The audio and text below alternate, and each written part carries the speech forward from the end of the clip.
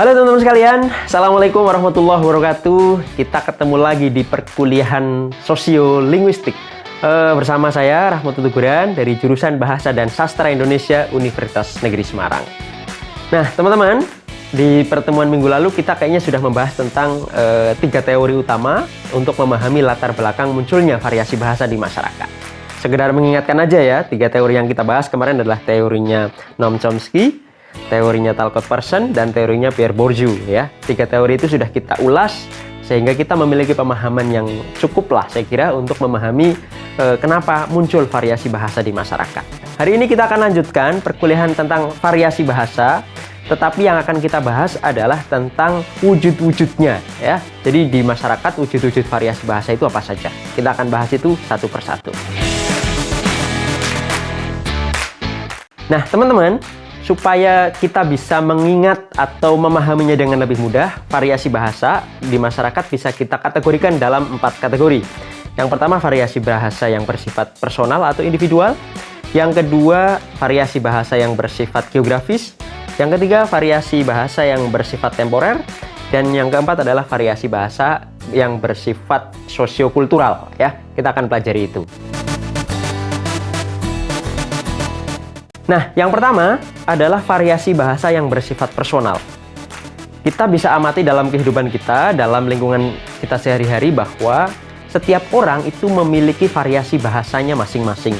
Meskipun mereka tinggal di rumah yang sama, usianya sama, jenis kelaminnya sama, mengkonsumsi makanan yang sama, sekolah di sekolah yang sama, barangkali kedua orang itu akan tetap memiliki variasi bahasa. Misalnya kita amati deh, 2 orang kembar itu ya. Mereka akan hidup di keluarga yang sama. Mereka biasanya juga menikmati lingkungan keluarga dan masyarakat yang sama. Bahkan biasanya sekolah di tempat yang sama. Konsumsi makanannya barangkali juga sama. Tetapi mereka tetap memiliki variasi bahasa yang berbeda. Nah, itulah yang disebut dengan variasi bahasa yang bersifat personal. Ya. Jadi setiap individu itu memiliki variasi bahasanya masing-masing. Nah, dalam kajian sosiolinguistik, variasi yang bersifat personal itu disebut dengan idiolek. Ya. Jadi kekhasan personal yang melekat pada bahasa orang per orang itu disebut dengan idiolek. Bagaimana kita mengenali idiolek seseorang? Kita bisa kenali dari unsur-unsur segmental dan unsur-unsur suprasegmental ketika dia berbicara. Misalnya warna suara ya. Kita bisa mengenali itu suara siapa, si A atau si B itu berdasarkan warna suaranya. Tanpa kita lihat wajahnya ya, tetapi kita bisa kenali warna suaranya. Itu contohnya. Nah, warna suara itu bisa berkaitan dengan kemampuan alat artikulator ya untuk menghasilkan bunyi bahasa tertentu. Ada orang yang punya kecenderungan misalnya cempreng ya, mohon maaf. Kini sendiri di sini mencarimu, tak tahu di mana. Ada orang yang punya kecenderungan suaranya ngebas ya, ada orang yang punya kecenderungan bicara dengan cepat, ada yang punya kecenderungan bicara dengan lamban atau sebagainya itu. Alah be, gua habis keliling cari kerjaan. Nah, selain itu, ciri pada variasi bahasa personal itu juga bisa kita identifikasi berdasarkan diksinya, berdasarkan kalimatnya, berdasarkan cara pelafalannya, dan sebagainya. Intinya, setiap orang memiliki variasi bahasa yang berbeda-beda. Baik teman-teman sekalian, kategori variasi bahasa yang kedua adalah variasi bahasa yang berdasarkan geografis ya, atau area. Nah, variasi bahasa yang berdasarkan geografis ini sering disebut sebagai dialek ya. Jadi orang yang tinggal di lokasi yang sama dalam jangka waktu tertentu itu punya kecenderungan memiliki variasi bahasa yang sama. Meskipun secara individu dia memiliki kekhasan, tetapi kekhasan itu juga muncul secara kelompok berdasarkan geografi tempat dia tinggal. Misalnya di Jawa saja ya, di Jawa ada variasi bahasa Jawa Solo, Jawa Pantura, Jawa Semarang, Jawa Pekalongan, Jawa Banyumasan, dan sebagainya. HP Nenjong orang sudah hilang tapi tadi rusak. Rugi kayaknya malahan. Di komunitas atau masyarakat tutur lain, misalnya di Sunda, tentu saja Sundanya Cirebon dengan Sundanya Ciamis barangkali berbeda, dengan Sundanya Bandung tentu saja berbeda lagi, dan sebagainya.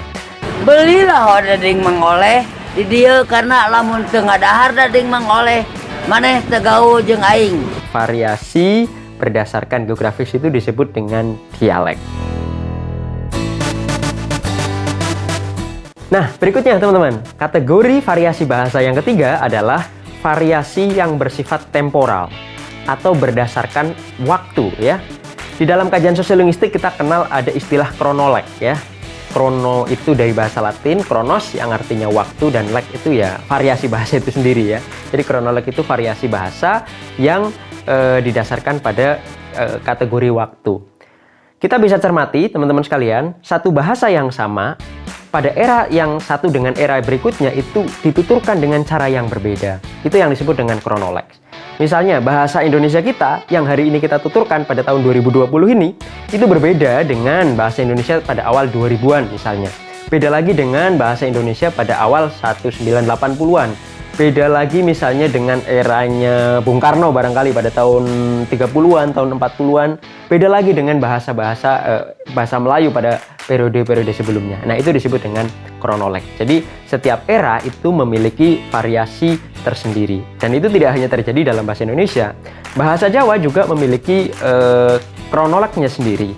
Dalam garis besar misalnya ya ada Jawa kuno, ada Jawa modern misalnya. Bahasa Inggris juga begitu, ada bahasa Inggris kuno misalnya dengan bahasa Inggris pertengahan dan bahasa Inggris modern. Bahasa Indonesia juga mengalami perkembangan yang demikian berdasarkan kronologi waktunya. Bahasa Indonesia tahun 40-an, 50-an, 60-an sampai sekarang 2020 itu memiliki karakteristik yang berbeda-beda.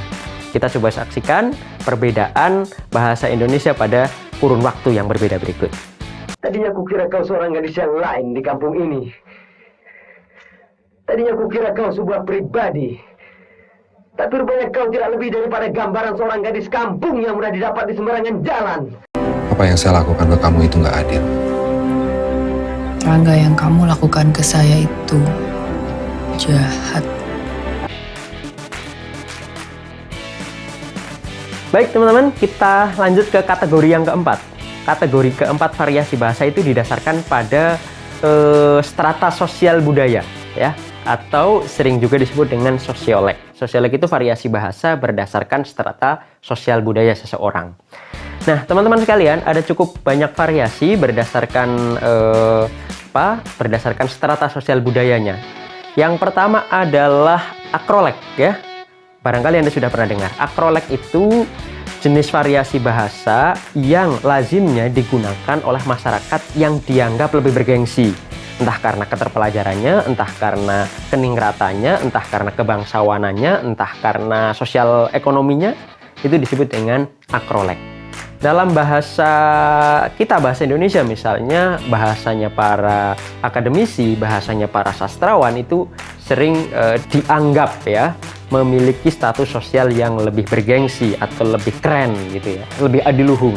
Sementara bahasa yang digunakan, mohon maaf, misalnya anak jalanan, dagang asongan misalnya, atau buruh misalnya, kelas rendah, mohon maaf ya, itu punya kecenderungan dipersepsi sebagai bahasa yang kurang bergengsi. Nah, tetapi kata kuncinya harus dipegang, yaitu dianggap. Karena bahasa pada dasarnya itu bisa saja sama statusnya, bergengsi dan tidak, tetapi yang membedakannya adalah anggapan atau persepsi. Oleh karena itu, akroleg tadi dalam pengertiannya harus kita dudukan bahasa yang digunakan oleh masyarakat yang dianggap lebih bergengsi, gitu ya. Nah, lawannya akroleg adalah basileg.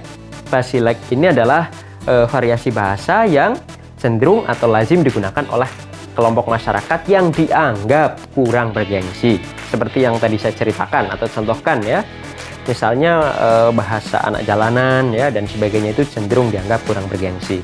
Kalau dalam bahasa Jawa misalnya ada strata ngoko, kromo, dan kromo inggil misalnya ya. Maka basilegnya adalah ngoko misalnya begitu ya, karena dianggap kurang bergengsi. Baik teman-teman, kategori yang ketiga adalah vulgar. Vulgar adalah variasi bahasa yang digunakan oleh masyarakat yang dianggap kurang terpelajar, masyarakat kelas rendah atau masyarakat yang perilaku berbahasanya itu cenderung rendahan gitu ya. Dianggap loh, bukan dalam arti objektif yang sebenarnya. Vulgar itu perilaku berbahasa yang biasanya disampaikan dengan sangat berterus terang. Nah, Kenapa vulgar biasanya digunakan oleh masyarakat yang kurang terpelajar? Ada pengaruh keterpelajaran dan tingkat sosial dengan perilaku bahasa seseorang. Di komunitas yang terpelajar dan lebih tinggi status sosialnya, bahasa biasanya digunakan secara lebih tersamar atau semu ya. Dalam bahasa Jawa disebut pasemon, menggunakan sindiran, menggunakan ironi dan sebagainya. Sementara di kelas masyarakat yang kurang terpelajar, misalnya bahasa cenderung digunakan secara terus terang. Kalau mengatakan marah ya marah gitu kan, menggunakan kata-kata yang sangat terus terang. Kalau saya mengatakan nggak suka ya saya sampaikan secara terus terang tidak suka dan sebagainya ya, itu vulgar. Nah, berikutnya teman-teman adalah slang ya. Slang itu di salah satu referensi yang saya baca itu secara etimologis itu berasal dari kata short language atau slang ya, short language. Slang ini biasanya digunakan oleh masyarakat kelas tertentu sebagai kode rahasia di antara mereka. Misalnya ya, dulu tahun 90-an akhir atau awal 2000-an itu muncul slang yang lazim digunakan oleh komunitas waria misalnya ya. Aki ka puspitan aki ka pulekong lagi maboras. Udin sabarudin adijan. Desa mawar maci jamutan yang gimandul gitu. Res. Pusing kepalamu tuh kalau dengar kau bencong bicara pasti. Jadi bahasa itu sengaja didesain supaya hanya digunakan oleh komunitas mereka. Jadi ketika mereka menggunakannya, orang lain tidak bisa mengetahuinya. Itu slang. Nah, di masyarakat kita, slang itu juga bisa muncul bukan hanya di kalangan waria, tetapi misalnya di kalangan-kalangan lain, ya, bergantung pada kebutuhan si penutur. Berikutnya adalah kolokial, teman-teman sekalian. Kolokial itu berasal dari kata kolokium yang artinya perbincangan sehari-hari gitulah ya. Nah, ciri utama kolokial adalah dia bersifat lisan dan tidak formal. Kolokial itu ya obrolan sehari-hari di masyarakat, di kantin, di taman, di warung, dan sebagainya. Jadi obrolan yang bahasanya itu digunakan ketika percakapan tidak formal, sehari-hari, dan tatap muka biasanya. Oleh karena itu cenderung tidak formal, kalau keliru ya bisa diralat dan sebagainya. Itu misalnya kolokial. Variasi bahasa berikutnya adalah jargon. Jargon adalah variasi bahasa yang hanya digunakan oleh komunitas penutur tertentu, tetapi tidak bersifat rahasia. Tetapi dia seringkali sulit dipahami oleh masyarakat secara umum karena sudah memiliki makna khusus di lingkungan mereka, di lingkungan penutur bersangkutan. Jadi bukan karena sengaja dirahasiakan, tetapi karena jargon tersebut sudah memiliki makna khusus yang berbeda dengan makna umum atau makna bagi masyarakat kebanyakan. Itu namanya jargon, ya. Berikutnya adalah argot. Argot adalah variasi bahasa yang spesifik hanya pada profesi-profesi tertentu, ya. Konon kata argot itu sendiri dari bahasa Prancis yang berarti pencuri, ya. Dulu digunakan pada kalangan pencuri. Para pencuri itu barangkali bersekongkol menggunakan variasi bahasa atau kode-kode bahasa tersendiri supaya komunikasi di antara mereka itu tidak dipahami oleh orang lain, oleh polisi atau oleh calon korban mereka.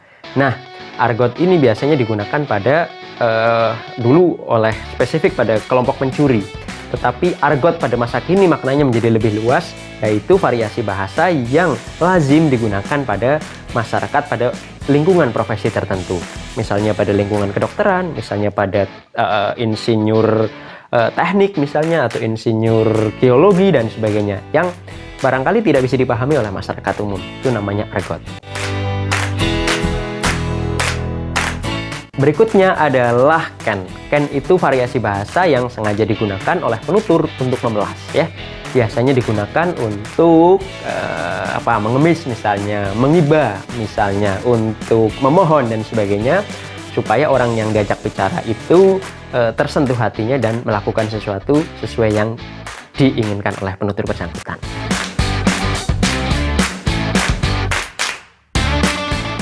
Saya kira itu teman-teman sekalian, materi tentang bentuk-bentuk variasi bahasa di masyarakat, ya. Barangkali penjelasan saya agak sulit dipahami, tapi mudah-mudahan enggak ya, mudah-mudahan penjelasan saya lebih mudah dipahami. Kalaupun sulit, nanti kita akan diskusikan di forum yang tersedia di Elena, atau kita akan diskusikan di grup WhatsApp, ya. Kita ketemu lagi di perkuliahan yang akan datang. Tetap semangat untuk belajar. Assalamualaikum warahmatullahi wabarakatuh.